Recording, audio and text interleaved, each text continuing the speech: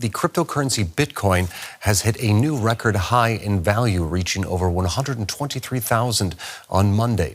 Analysts attribute this surge to a crypto-friendly policy in the U.S. and growing acceptance in emerging markets. The U.S. House of Representatives is set to discuss a series of cryptocurrency bills in what's being called Crypto Week. The proposed laws would establish new regulations for the digital asset industry and increase their mainstream acceptance. With me now is Ehrlich, Director of Research for Forbes magazine's Crypto Asset newsletter. He's in Newton, Pennsylvania. Thank you very much for joining us. Thank you. So the market is once again bullish on Bitcoin. What's behind the newfound confidence? Well, there's been a lot of momentum growing behind Bitcoin and the broader cryptocurrency market through the entire year, pretty much. As you mentioned in the beginning segment, Donald Trump is, by his own saying, the very first cryptocurrency president. In fact, more than half of his multi-billion-dollar wealth comes from crypto. And right now in D.C., there's significant momentum building towards the passage of a few key pieces of legislation that will legitimize this industry for much of the rest of the United States, the rest of the world, and in particular, traditional financial institutions. One is going to focus on stable coins, which is a $250 billion plus industry of digital tokens that traverse all different types of blockchains and are really kind of the oil or lifeblood of the entire cryptocurrency ecosystem. And another one is going to really kind of set the rules of the road for the entire cryptocurrency industry, in particular, delineating responsibility between the SEC and the CFTC when it comes to regulating tokens.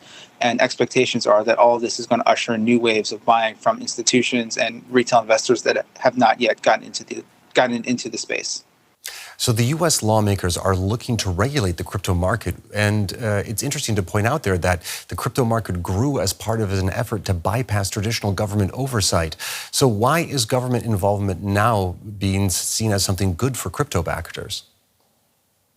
That's a really interesting question because, as you mentioned, I mean, cryptocurrency has grown to be a $3 trillion plus industry without the help of the government, and frankly, in many cases, in opposition to it or to the chagrin of government. Now, however, it's going to get that seal of approval. It may not mean quite as much for something like Bitcoin or even Ethereum, which is the second largest token, because for a little while now, it's been well understood that those tokens are not securities and therefore they're out of the SEC purview or sort of the regulatory penalty box.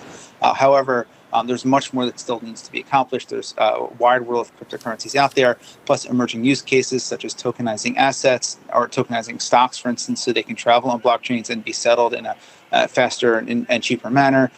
There's ways to decentralize payments and hopefully create a lot of decentralized alternatives to rent-seeking middlemen that the cryptocurrency industry has been trying to disintermediate for years. Now, you mentioned some altcoins there. Do you expect this rally to extend to other crypto coins like Ethereum or Solana, or do you think it'll stay in Bitcoin? So it already has extended to Solana. It recently passed today about $3,000, which is a pretty important marker for them. So it's certainly riding some of Bitcoin's coattails, and that's encouraging to see for Ethereum bulls because frankly, Ethereum have been struggling for the last year and a half vis-a-vis Bitcoin and especially Solana, which is now seen as its biggest rival. So that's encouraging to see. And analysts I speak to suggest it has more room to run, possibly as high as $3,100 before it hits the next level of resistance. Solana also seems to have some room to grow. People are excited about it as a good blockchain to put these tokenized stocks and other types of securities on top of it.